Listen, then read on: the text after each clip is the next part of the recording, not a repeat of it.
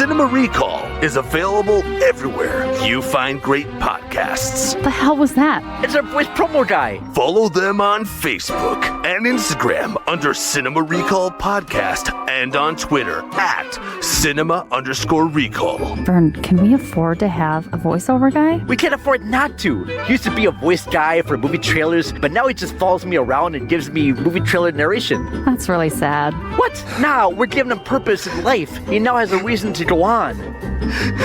Check out past episodes at cinemarecall.net. Promise it's fun! I'm Bo Maddox. I'm Robert Ortegon. I'm Ashley Chancellor. And I'm Robert Stewart. And this is Collateral Cinema and the SWO World Order podcast. On our season premiere.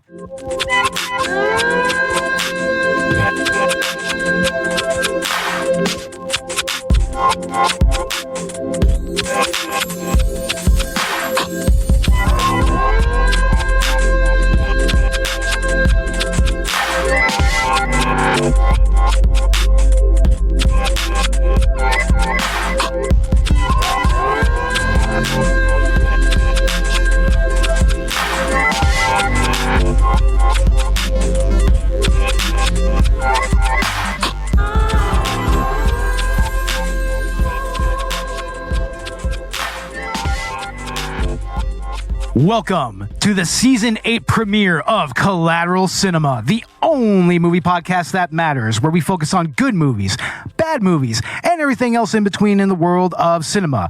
We are podcasting straight from somewhere in South Texas, and yes, my friends, we are, as always, a 420-friendly podcast. So whatever you have, be it dabs, blunts, bongs, or joints, smoke it if you've got it.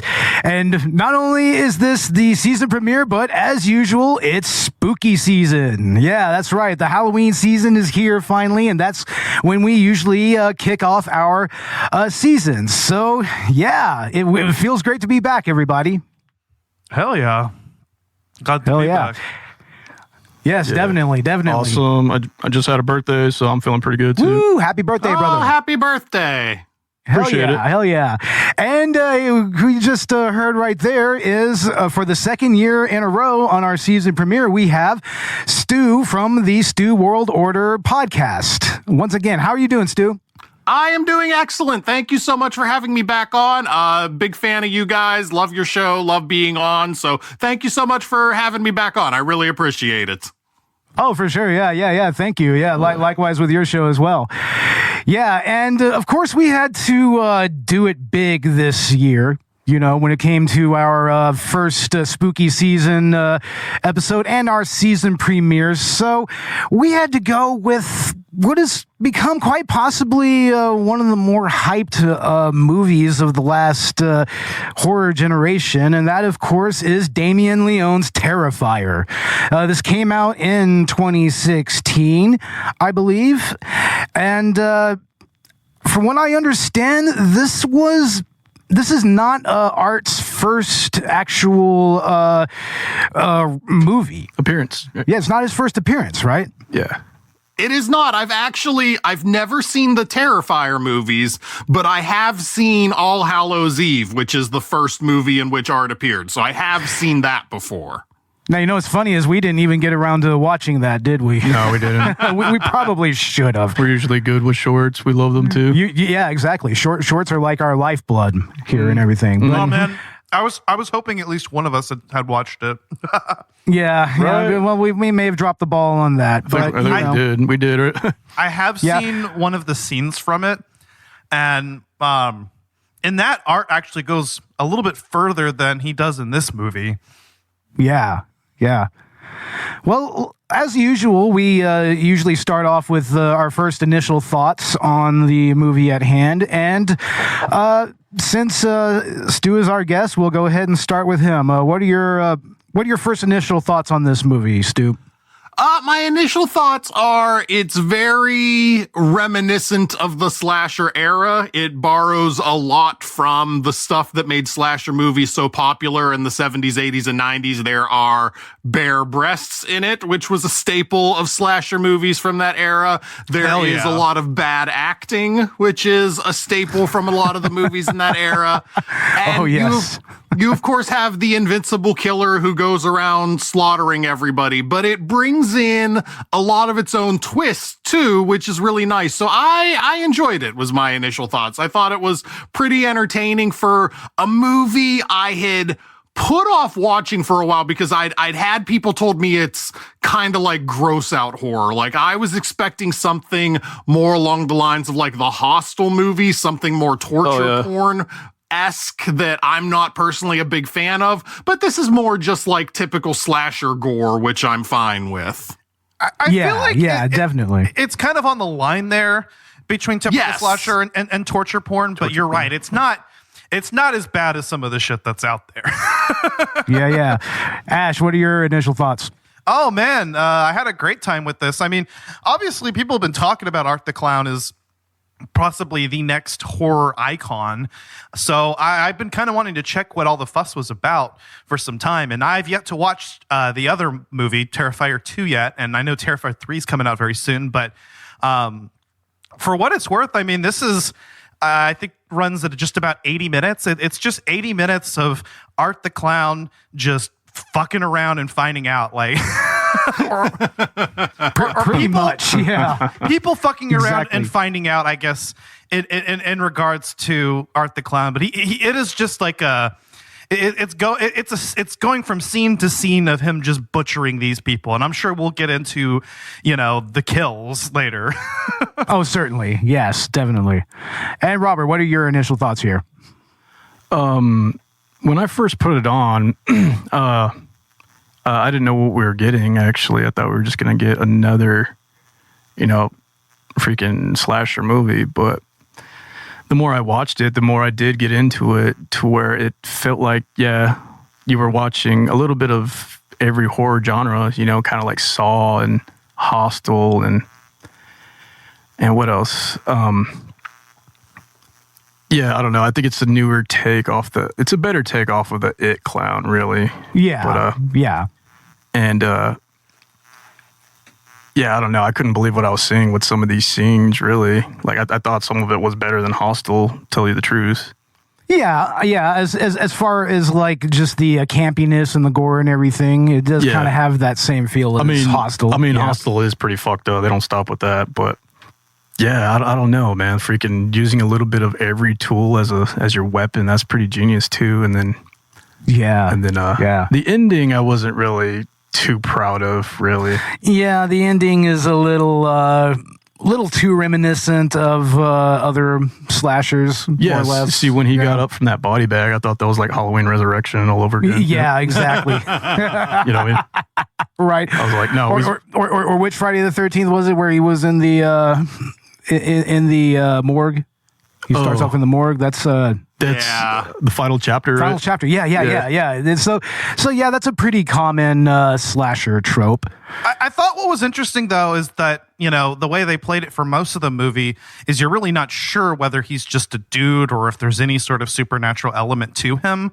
He doesn't do anything explicitly supernatural right up until the end, and then that's where that's confirmed.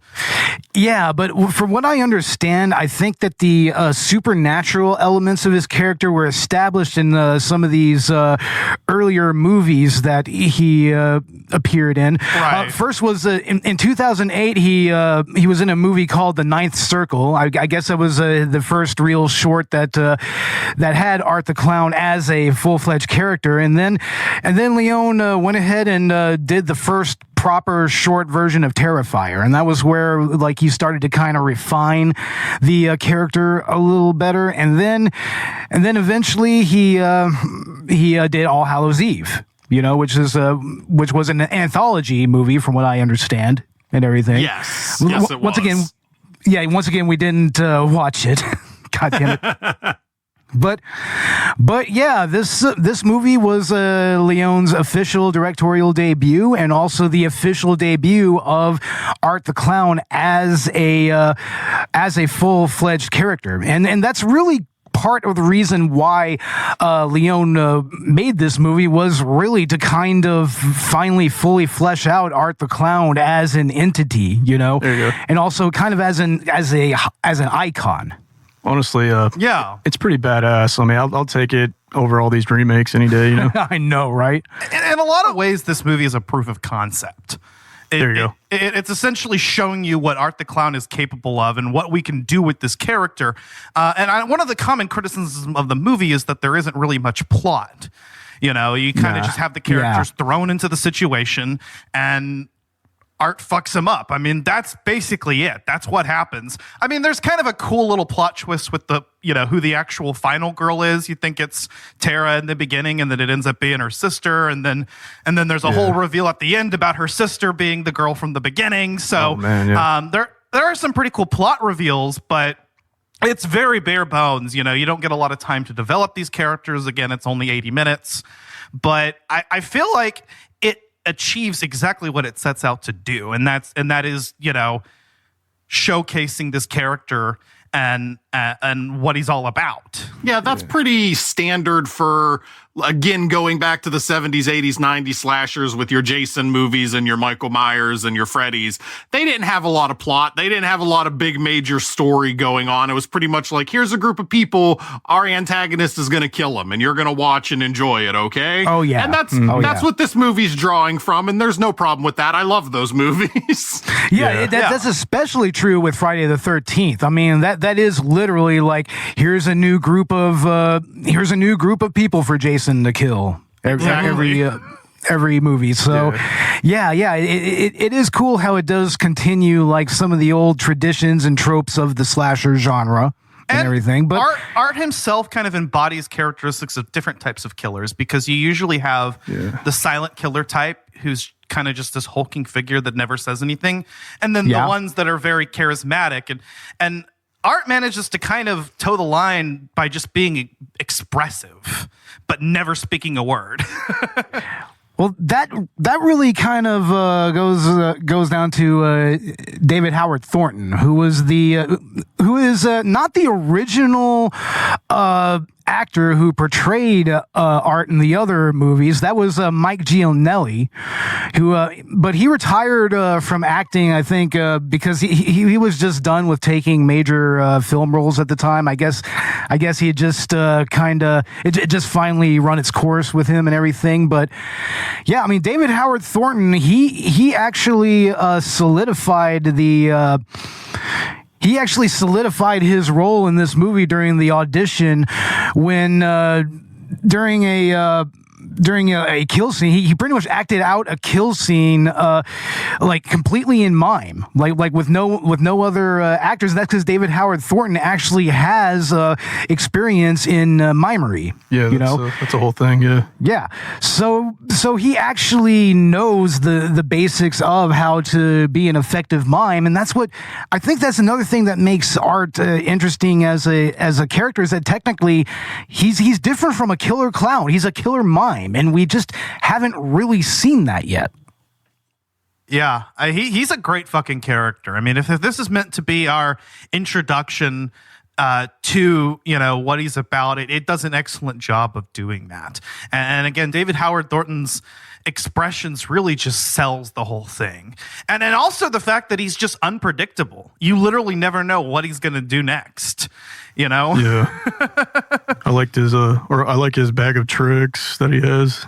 And he's just like pulling whatever he can find out of there, right? Oh, exactly. You know, it kind of has that little, a little bit of a callback to actual hostile and also actual clowning. Clowning, bit, yeah, you know, right. Yeah, circus clown, right? Yeah, you know, he like for instance, taking out the flags continuously, balloons and stuff like that. Pins, yeah, exactly. Just pulling out a bunch of random shit out of hammer space and whatnot. Yeah. But I mean, Yeah, I mean, David Howard Thornton, he's great in this movie. And I mean, if you actually ever get to see him in character, which he has apparently done convention appearances in character as Art, and I mean, it does take him like 3 hours to get into that makeup. I mean, that his actual makeup design, which was done by Leone, who himself was a special effects and makeup guy initially.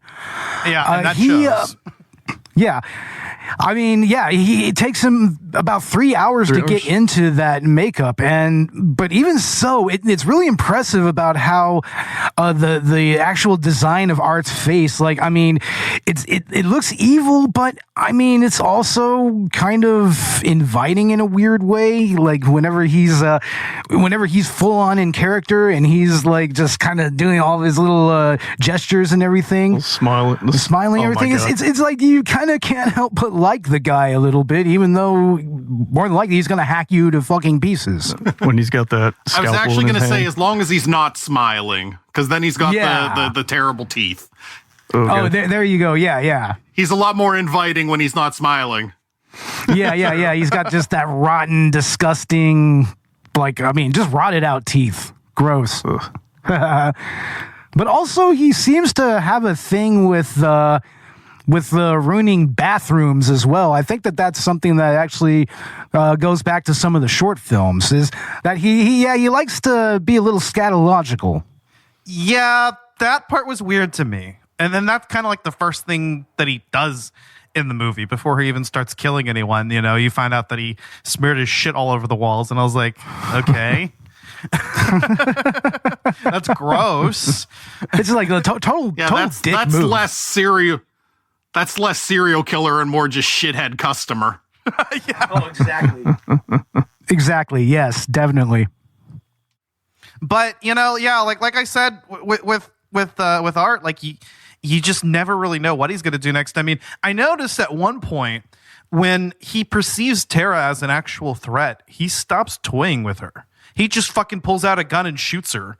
And you notice there's no joy in his expression while he does that. He's had his fun with her. She's just a threat to him, and he gets rid of her. Mm-hmm, yeah. She pretty much outlived her usefulness to him, which is pretty much just to amuse himself, right? Yeah, that's what it was.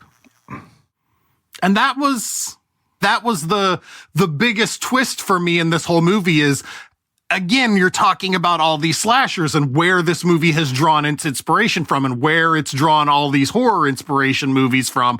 And like, you never see the antagonist pull out a gun. Like, they just don't do that. No. They get you with knives, or they get you with harpoons, or they get you with machetes, but they never pull out a gun. Like, that's the unwritten rule of these movies. And so you don't see it coming whatsoever whenever he just pulls out a pistol and shoots her ass. Like, it's so out of the blue, and it takes you by complete surprise. And killing who we thought was the protagonist at that point.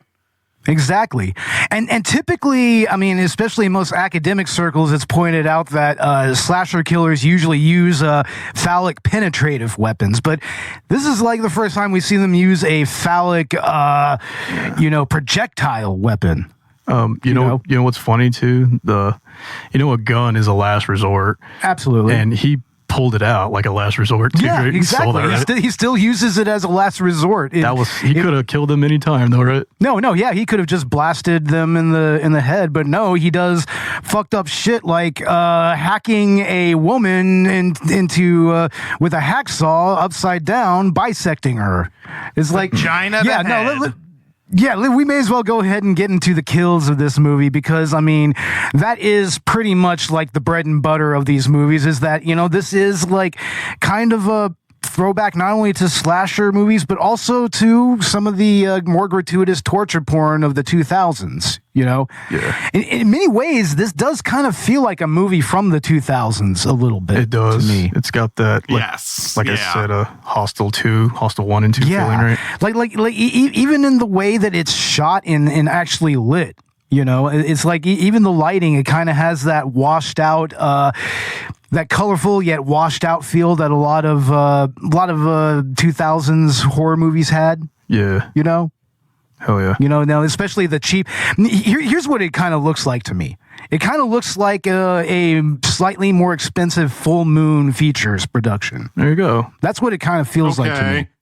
Yeah, in fact, I'm kind of surprised that they didn't pick this up instead of Dread Central, you know? Full Moon Features, yeah. Because, I mean, this feels like it would be just a slightly higher budget Charles Band movie, kind of.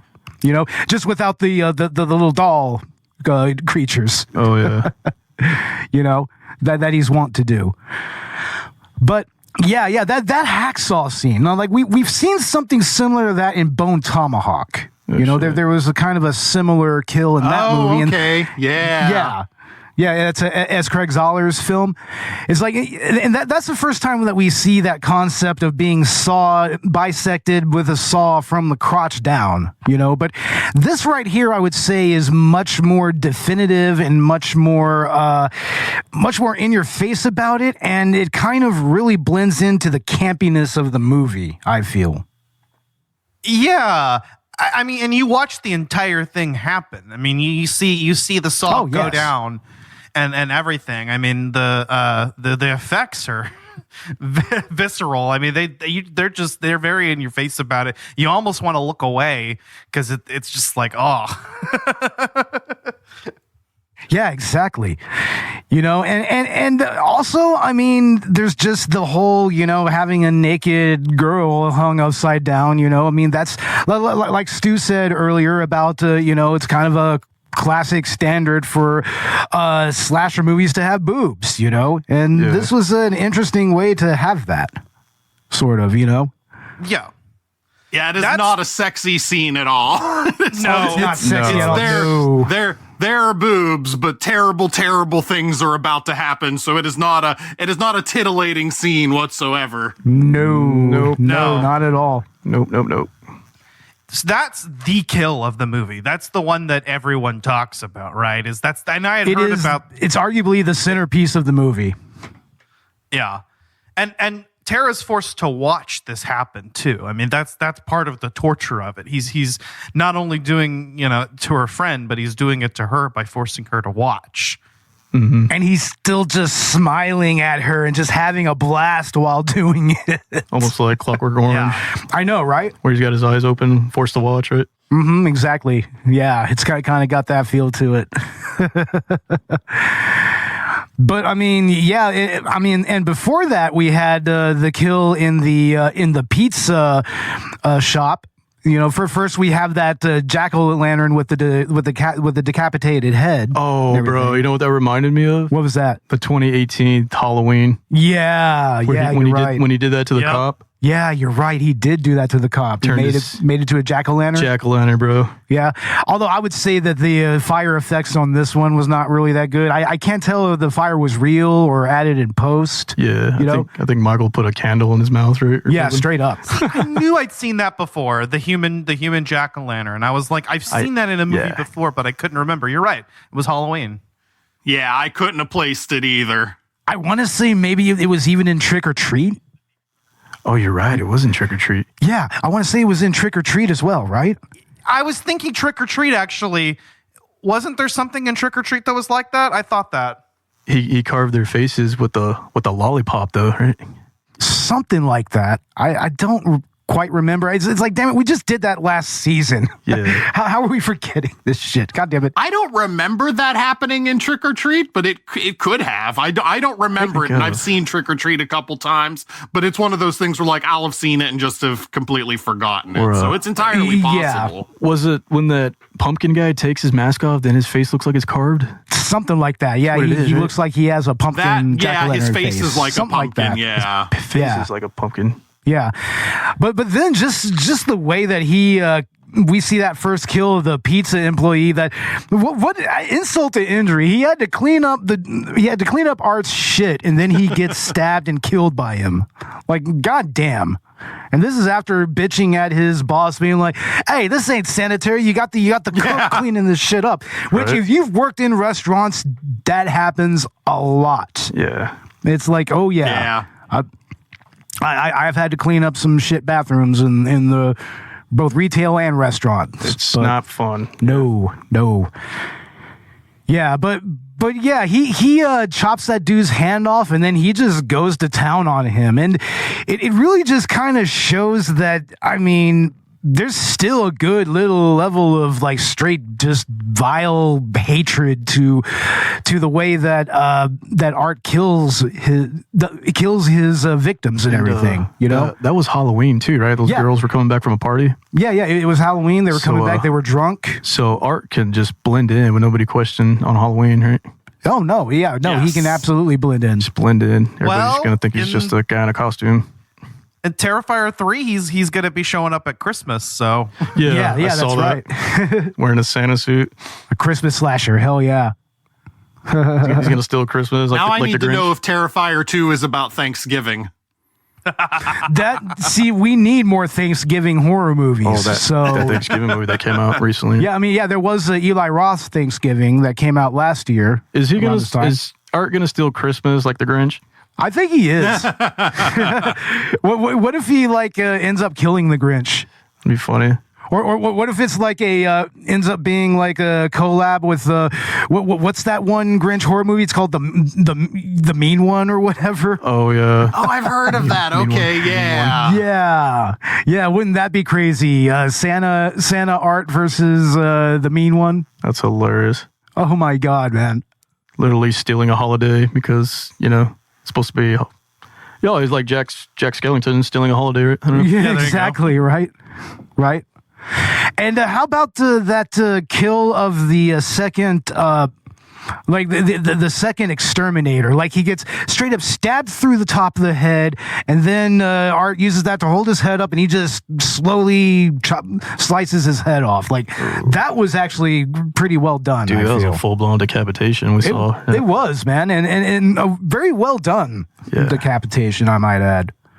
Like, I mean, in so many ways, the other half of this movie is that it's a special effects reel. And yeah, Damien Leone, I mean, he does know his way around gore effects here. And and I feel like that's why he really had to kind of lay it on heavy for this movie, finally. Hell yeah. And then poor Mike gets his head smashed in. Yeah, just straight up gets his head smashed in after he was the one character to actually put up something of a fight against Art. Honestly, like he was really the first one. Yeah, it's like that was played by Matt McAllister, I believe. And I also do like, I mean, they say that he's creepy and everything, but actually, no, he's just a pretty straight up working stiff. That's all he really is, Even just kind of talking about what he's there for is just like, oh no, it's not the cockroaches to worry about. You got to worry about the rats. Telling her while taking her to a bathroom. Oh my God.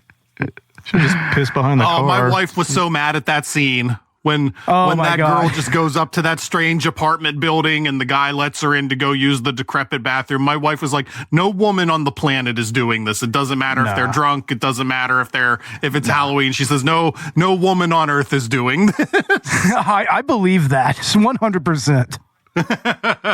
That's how you know the movie was written by a man.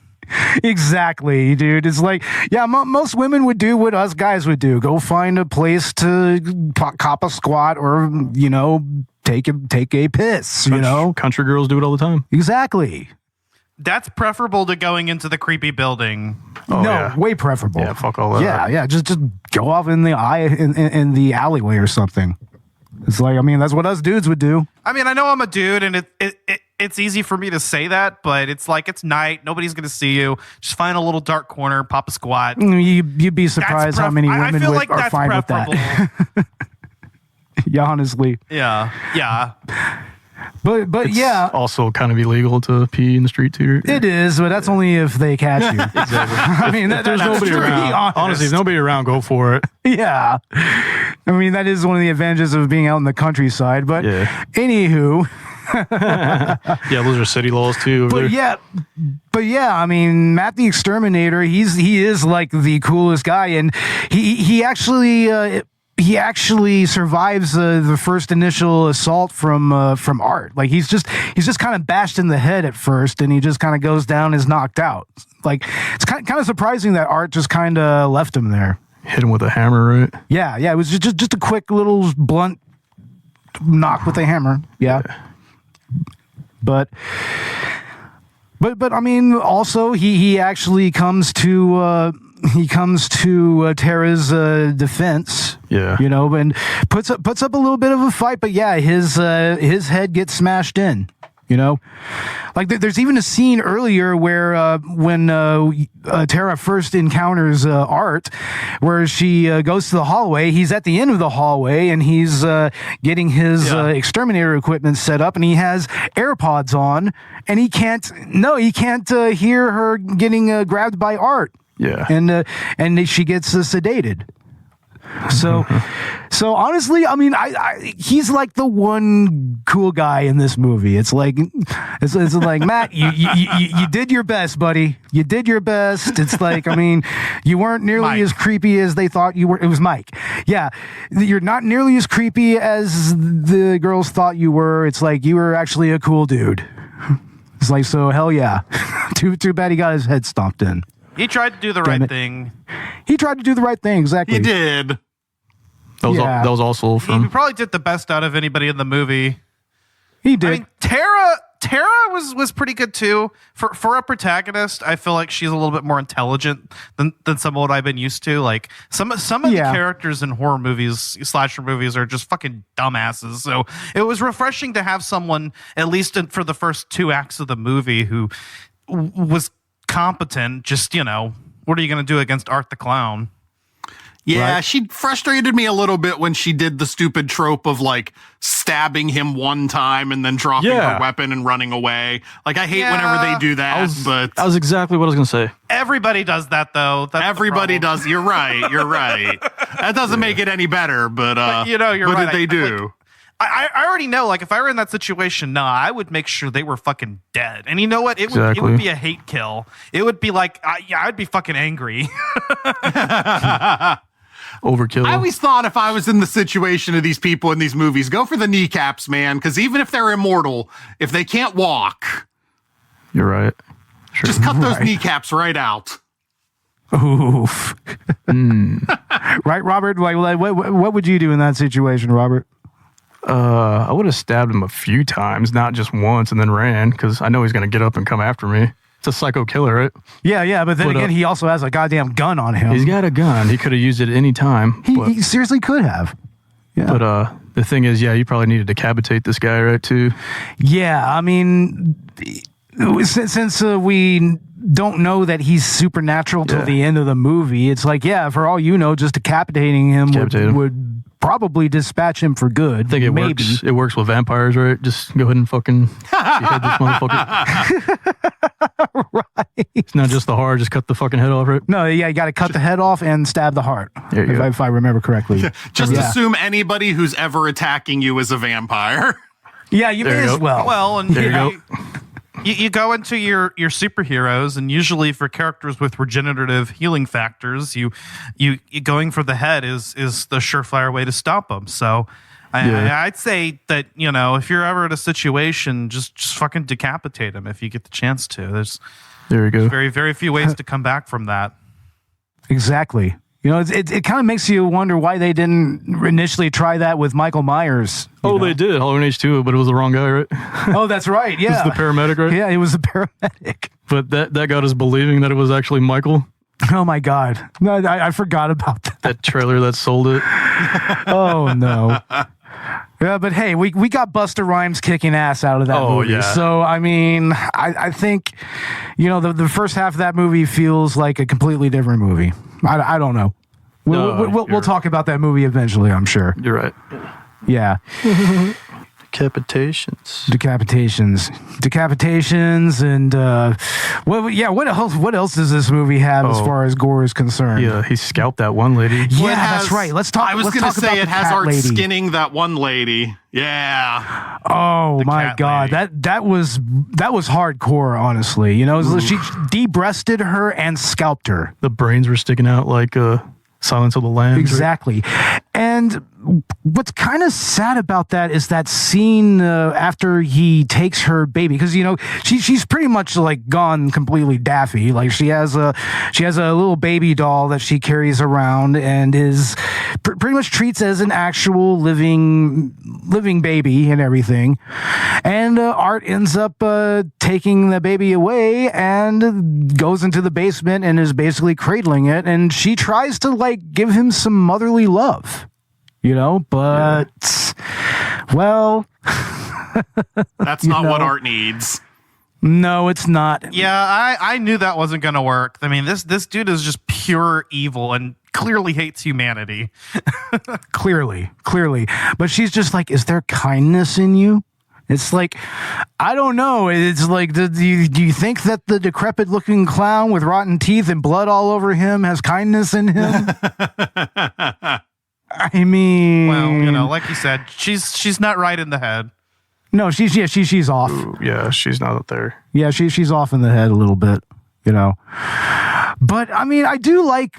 It's like I do like what she adds to the movie because I mean, at first she meets up with Tara and Tara has to kind of obfuscate a little bit in order to kind of get out of there, But yeah, it's like, I mean, I like her.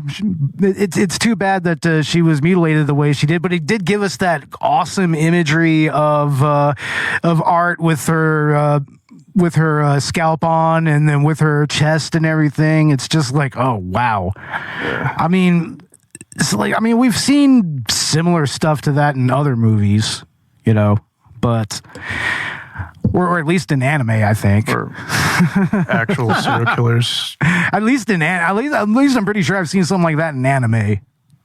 At the very least. You watch very different anime than I do, friend. Oh, I'm talking about like the old school stuff from the like 80s and 90s. There was crazy shit like that back then. Yeah. Yeah, like all those OVAs. It was like, oh, they're like Genocyber, Devilman, Violence Jack, the stuff that went hard,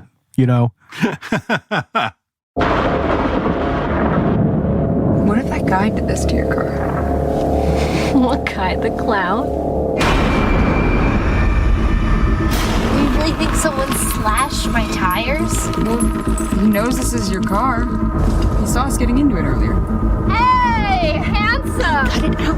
My friend wants your number. You. What is it, Tara? Dawn and I are sort of stranded. She has a flat tire and no spare, and I was kind of hoping you could pick us up.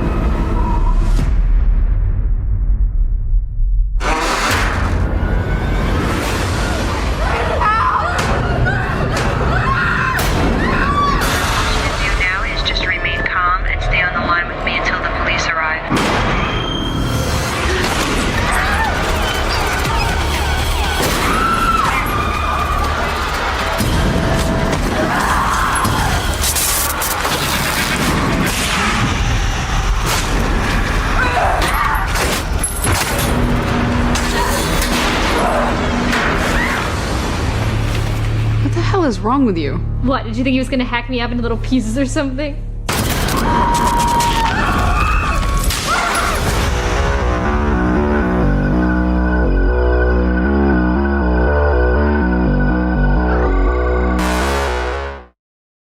But yeah, like we said earlier, Tara is kind of presented as a final girl, but she gets killed with like 45 minutes of the movie left and whatnot. And then her sister, which is Victoria, Vicky, played by Samantha Scaffidi, like she shows a little bit of resilience, but also a little bit of maybe not the brightest character. Like I think that maybe she's kind of less so bright than Tara was, but yeah, Then again, Tara did get dispatched, so. Mm-hmm. But she is still still a pretty interesting final girl, but I mean, still much like a lot of the other characters in this movie, which is like something that I'm pretty sure Damien Leone himself says that he regrets about this movie, is that the characters are a little underbaked, and that's definitely so with Victoria. Like, oh yeah, definitely. Yeah. I mean, she just kind of swoops in halfway through the movie after Tara's been killed, and then she has to come across all of Art's deeds and everything, and then she pretty much becomes the final girl from then on. But then there's the reveal at the end where she's the girl at the beginning that attacked the reporter. Yeah. Or the TV show host, I should say. Yeah, she's actually the survivor of this entire ordeal, and near the end, what happens to her is basically a bath salt zombie scenario where Art is literally just eating her face. Like, and this is after, for one, he tried to strangle her with or suffocate her with plastic, and I love that she actually broke the plastic off. That was some it's like shit. it's like finally somebody did the obvious thing in that scenario. Poke the hole. Yeah, right. But him wearing the skin, he basically took a page out of Leatherface's book, right? Yeah, it kind of had a little bit of a Leatherface quality to it, you know? It's pretty much like he's taking a page out of everybody's book, right? Oh, yeah, you know? Yes. I mean, and you could also kind of say that that's a little bit like Buffalo Bill from Silence of the Lambs, you know? Yeah. He wanted to make a skin suit and everything. Oh, yeah, dude. That's exactly what that was. Yeah. But I mean, this movie borrows a lot of elements from other horror and slasher films. I mean, I think that's kind of the point, is that it's an homage to a lot of those things. I mean, hell, even killing off the protagonist halfway through is just psycho, right? It is, and with a gun, no less. Yeah. Honestly, I'm just happy they're not doing this. They didn't do the same remakes with this guy. I mean, I don't know. Yeah, they could have really made Art generic here.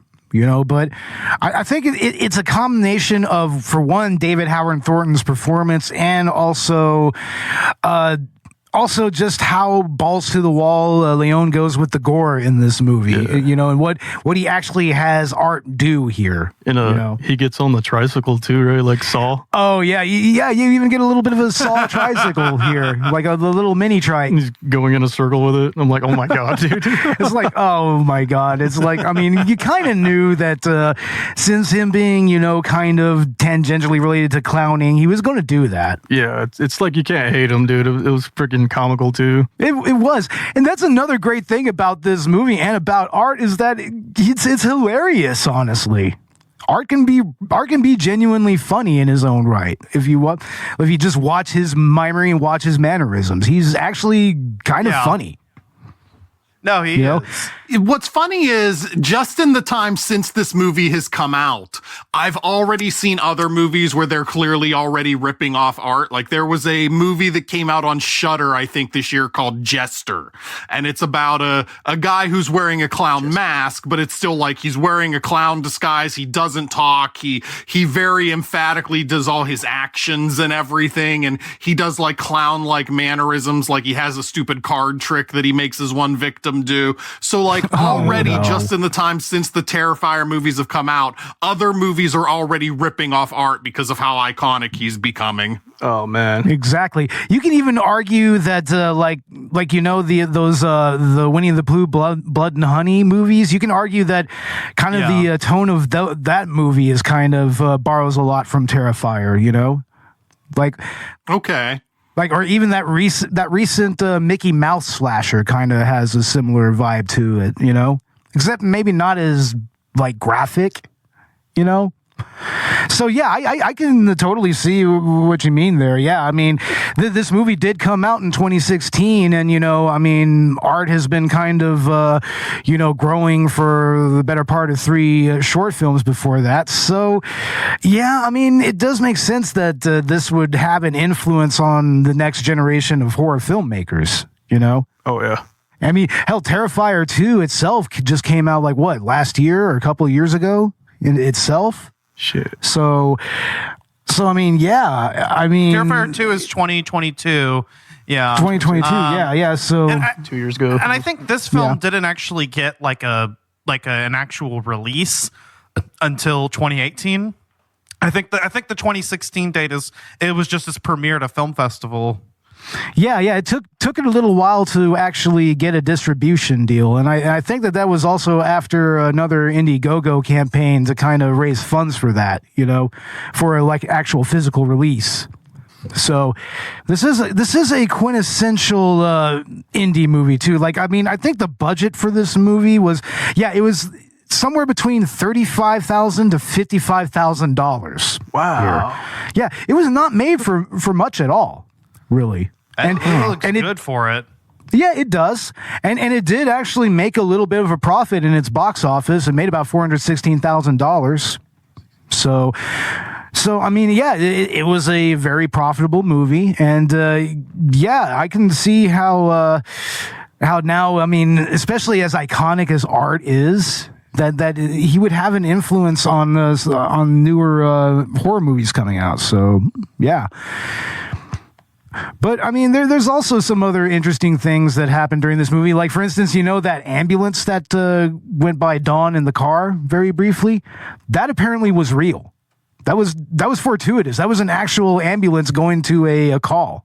So somebody's 911 call got caught on fucking Terrifier and is in the movie. Oh, so it's that's interesting. I was unaware of that. Yeah. So it's kind of like, I wonder whose 911 call was featured there, And also, I mean, they did actually shoot on location. Apparently, that was an abandoned hospital that they were shooting at. That's where they were at, and those were actually the underground tunnels there that they were filming at. Oh, yeah, and that was that's apparently where they would take bodies to go be cremated, out of sight of the patients and everything. So yeah, I mean, the place that they were filming at, that was already a grody ass. Had a little grody history to it. So like a crematorium or something? Yeah, it was a hospital and crematorium. Oh my God, dude. Yeah, that in and of itself is creepy. And yeah, honestly, that location does kind of have a little bit of a vibe to it, where it's kind of its own character in this movie, right? All the asbestos in the world, right? All that asbestos. Just, it's all up in those walls and ceilings. Damn it. Damn it. If you or one of your loved ones have ever been diagnosed with mesothelioma. Yeah, exactly. But yeah, I mean, that's actually a really effective use of its location and everything. It's decrepit. It's there's equipment all over the place, and it's condemned and everything. So spooky. It's spooky. It's exactly the type of place where you would expect a torture clown to be prowling. Yeah, no, that makes sense. It definitely looked like it. Yeah, and like you said, with what the budget was for this movie, they had to take advantage of everything they could get for free. So you get a free, scary environment to film in. Yeah. Oh, I mean, that's invaluable, It's totally invaluable. And then the way that they utilized the lighting and everything, I mean, it really just kind of gave this location its own little character, Like, I mean, you kind of, it kind of became the art's playground, sort of. Oh, shit, yeah. I mean, and he's literally using it as a playground, pretty much. He's just kind of gallivanting around there, having the time of his life, just killing all the people there, as he does. And as all this is happening, the radio is playing about his killings too. Yeah, exactly. Like, I mean, you hear a radio, a news bulletin about his killing at the pizzeria, and that is when the aforementioned real ambulance goes by. There you go. And Dawn, instead of locking the doors, which is the first thing I would have done, lock the fucking doors, it's like she just kind of sits there, and that's where art gets her.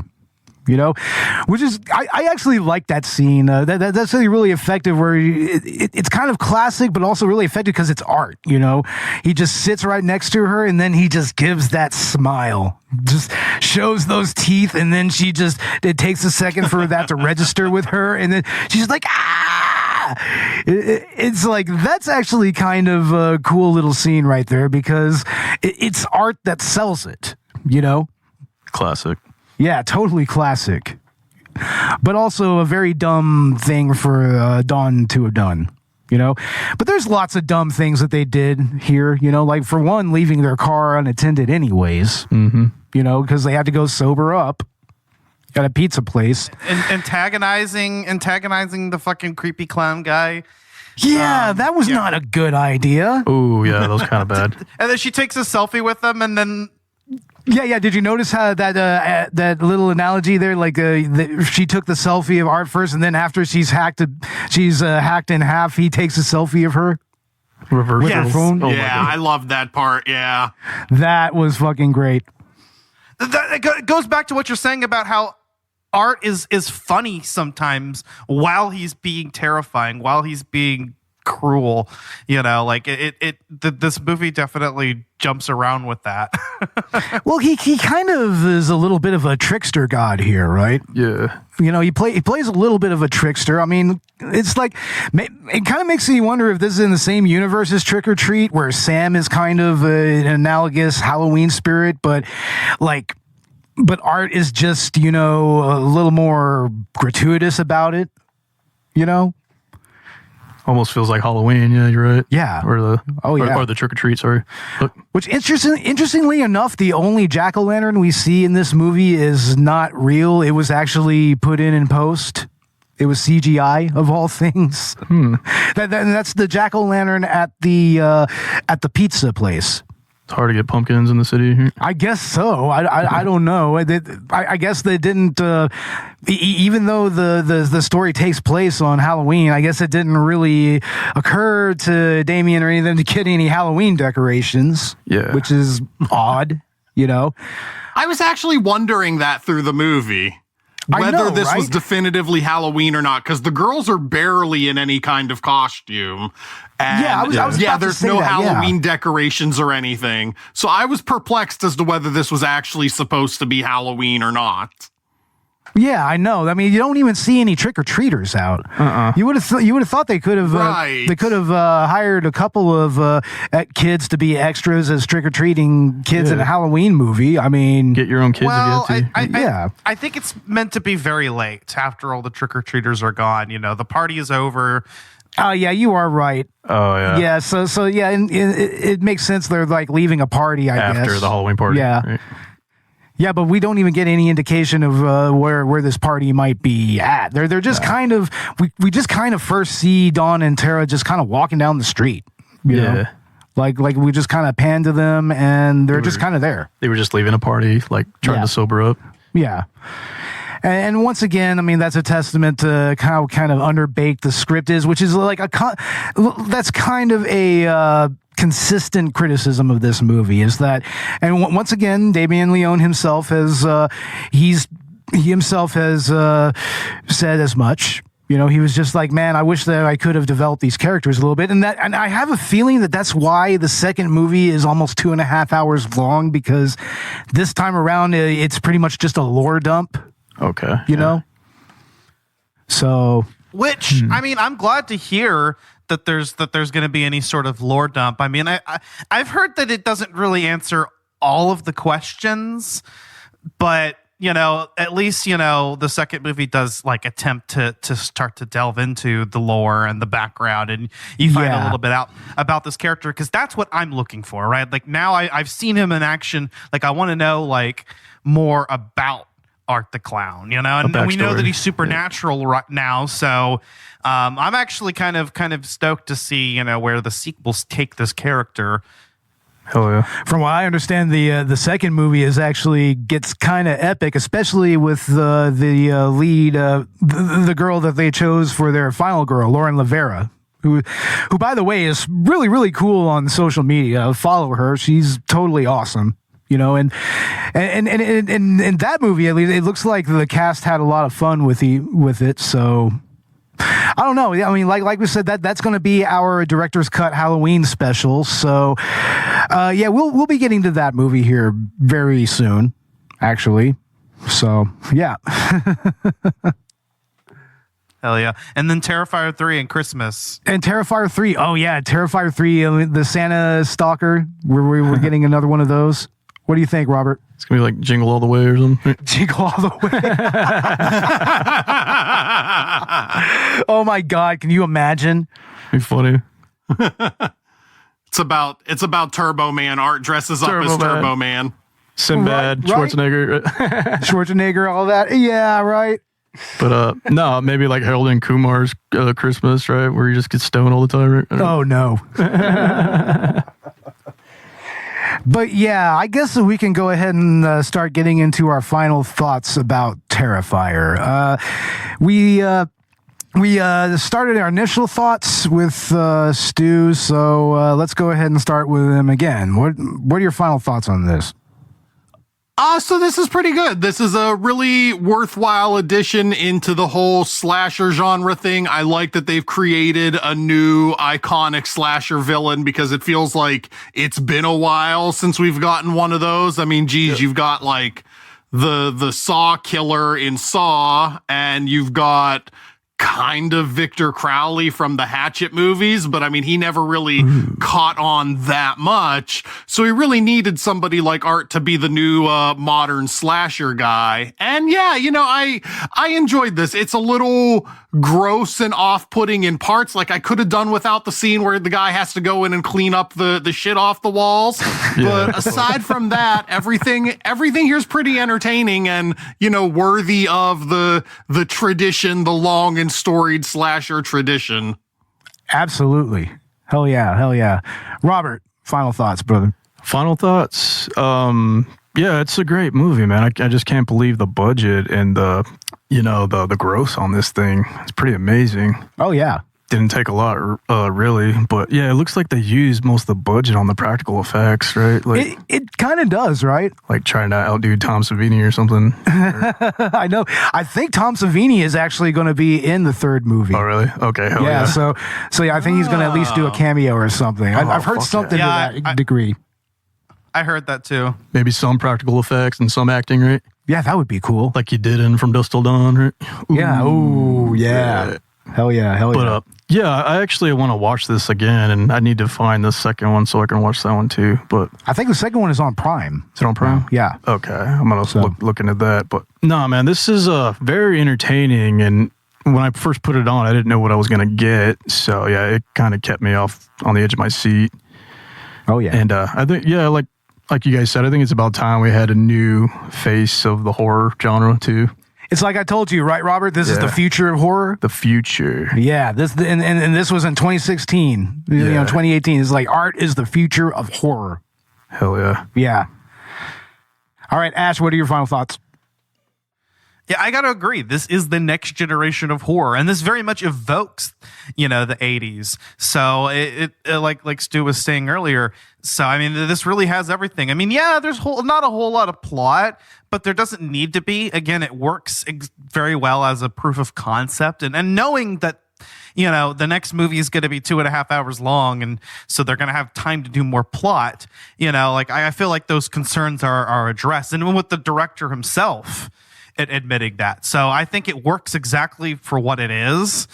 And I also can appreciate the fact that Damien Leone has a background as an effects guy. I mean, I think that's very present in the movie. It looks good for an independent film. And the kills are over the top. It's everything that you'd want out of a modern slasher movie. It's really excellent. Like if this is the future of horror, then we're actually in good hands. Definitely. Creative. Very creative. Yeah, you're right. It's a very creative movie. And that kind of goes into my final thoughts is like, it's great to see somebody utilize what they have to make something new and unique and something that really stands out. And that's what Damien Leone and David Howard Thornton have done here. They and I do like that they really kind of let this character cook for a little while. They just kind of started him off in small roles, and then in a short film, and then as part of a larger anthology, and then finally kind of working him into his own trilogy of movies. So it's really, really fascinating to see that kind of rise out of the horror genre and whatnot. And this is probably one of the better genre movies to have come out. I mean, it's not perfect. You know, it's like some people might I think Stu said, is like the grossness and the goriness is a little bit off-putting. For others, it might be the acting. For some, it might even be like the way that the lighting is, you know, which is admittedly a little overexposed, you know. But the creativity of the kills, the quality of the gore effects, and David Howard Thornton as Art the Clown himself just make this into something that's very entertaining. You know, it's not scary, and while this does kind of count as our disturbing movie for the season, it's not really disturbing or anything like that. It's still something that, yeah, if you're into horror, check it out. I mean, don't expect the world out of this, but also this is still the creation of a new icon of horror, which is like y'all said, what we needed. So, yeah, this is something that you should see. But I mean, if you're not into really gross out, violent, gory horror films, you might want to pass. You know, but yeah. It's definitely a film with a particular horror audience in mind, you know. And if you've listened to this, you're going to know whether or not this is your type of movie. Absolutely. You know, I mean, this will definitely appeal to, like I said, the aforementioned disturbing movie enthusiast, you know, which I myself am, of course. I have a huge collection of disturbing horror and just disturbing cinema in general. Yep. And I'd say that this kind of fits in with all those movies, although it's more funny than anything, you know. But yeah, Art the Clown, hell yeah. I can't wait to see what he does in Terrifier 2 and Terrifier 3. Hey, Bo. Yeah. Ass to mouth. Yeah, ass to mouth, of course. Yeah, maybe we can have something like that. Like what if he just goes full Tom Six in the next movie, Damien Leone? Freaking human centipede. Damn it. Oh God. Well, anyway, yes, that is our season premiere and our review of Terrifier. Stu, thank you for once again joining us for, I think, like the third or fourth time since this podcast has been a thing. Thank you very much for joining us. Yeah, thank you so much for having me. I definitely appreciate it. Right on. And did you have anything that you wanted to plug here, just for your podcast or for the blog or whatever? Sure. So the website is SWOProductions.com. We have new articles every single weekday. We have some fiction stuff, movie reviews, TV reviews, all kinds of entertaining stuff on the website. And the podcast is the Stew World Order, where we review random comic book movies. Oh, yeah. And we have been on at least one episode of the Stew World Order podcast. At least one, if not two, yeah. I think at least the Blade one I remember doing. I remember doing Blade. Okay, right. So yeah, definitely a good show. And so yeah, and also you're on all the socials as well, right? Yeah, the socials are all anywhere I'm on a social media website. It is at SWO Productions. Awesome. And Ash, what's going on with Collateral Gaming? I'm glad you asked, Bo. So we will be starting season 7 of Collateral Gaming here.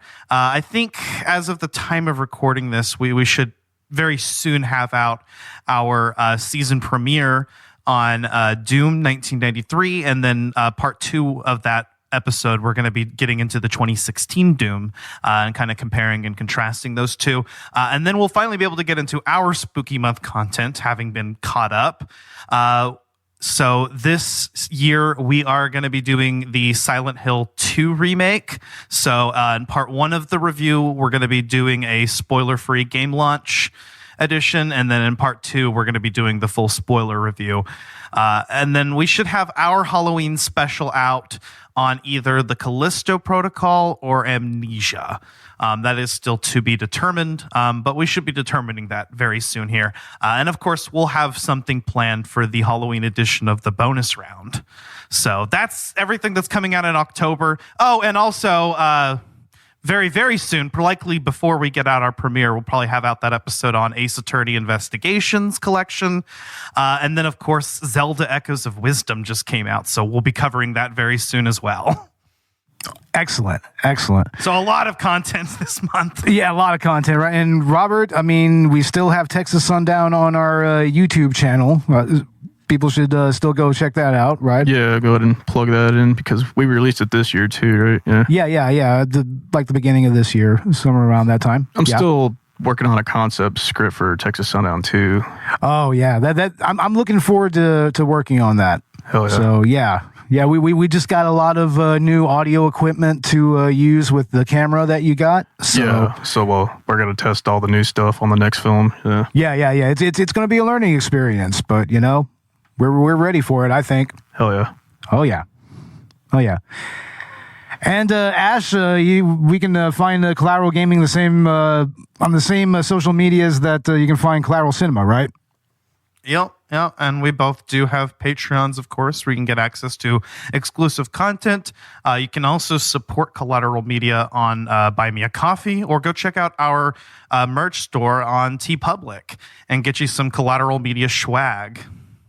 Yeah, we should be making some new designs for the t-shirts there. I know that one of them, I just want to have just a big old blown up picture of Robert in there with just the text saying, I can't. I won't. Talk to my agent. My agent. You got to talk to my agent or my agent's gardener. Gardener's therapist. God damn it, Robert.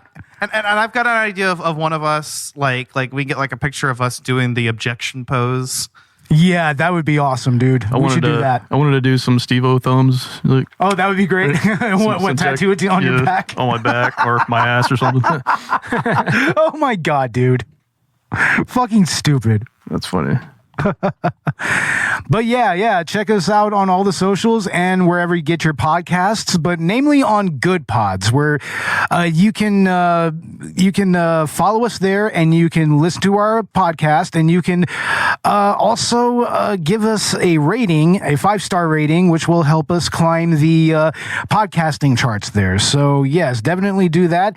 And like Ash said, we do have the Patreon and the Buy Me a Coffee, and also we do have a affiliate link if you're for Podbean. If you're looking to start a podcast and want 1 month of free podcast hosting, we have an affiliate link, and you can find it on our socials, and you can sign up there for 1 free month of that. So yeah, look for that.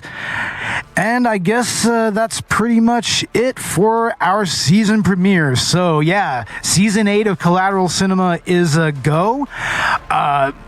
Once again, Stu, thanks for joining us. Thank you so much. All right, and anything else, y'all? Nope. All right. I'm Bo Maddox. I'm Robert Ortegon. I'm Smashley Pantsler. I'm Robert Stewart. And this is season 8 of Collateral Cinema. Ooh, yeah. We'll be back with Texas Chainsaw Massacre coming very soon. Laters.